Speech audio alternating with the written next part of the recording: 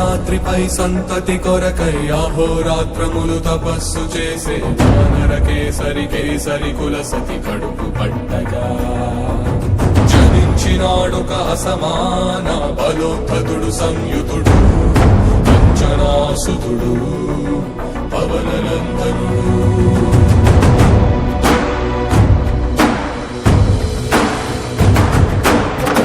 కిరణముల ఉదయాత్ముని గని అది పండిన తీయని పంటను కొడు సూర్యమండలము పట్టి తినాలని ఊళ్ళూరే తన దేహం నాటున రవి మరుగై జగము చీకటై